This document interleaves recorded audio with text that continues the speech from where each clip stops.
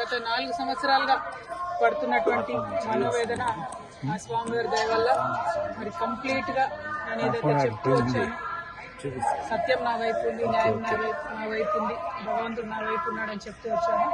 అదే నిజమని రుజువు చేస్తూ కంప్లీట్ గా కోర్టులో మరి క్లీన్ చీట్ రావడంతోనే స్వామివారికి కాలినడకన వచ్చి మొక్కు చెల్లించుకుంటానని అనుకున్నాను. దానికోసం ఇవాళ ఇక్కడికి రావడం జరిగింది.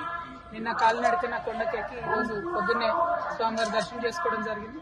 మరి అదేవిధంగా రాబోయే రోజులలో తెలంగాణ రాష్ట్రంలో తెలంగాణ ప్రజల పక్షాన తెలంగాణ ఇంటి పార్టీగా పనిచేయడానికి ఫ్యూచర్లో పొలిటికల్ పార్టీని కూడా పెట్టబోతా ఉన్నాము. కాబట్టి దానికి కూడా ఖచ్చితంగా స్వామివారి ఆశీస్సులు ఉంటాయి, దయ ఉండాలని చెప్పి కోరుకొని మరి వాళ్ళు దర్శనం చేసుకోవడం జరిగింది. నేను ఎప్పుడు తిరుమలకు వచ్చినా ఒకటే కోరుకుంటాను, తెలంగాణ రాష్ట్రం బాగుండాలి, తెలంగాణ ప్రజలు బాగుండాలి, ఆంధ్ర రాష్ట్రం బాగుండాలి, ఆంధ్ర ప్రజలు బాగుండాలి.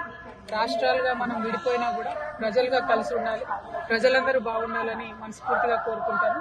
అదే జరగాలని చెప్పి మళ్ళీ ఒకసారి భగవంతుని కోరుకుంటూ థ్యాంక్ యూ. జై తెలంగాణ, జై ఆంధ్ర.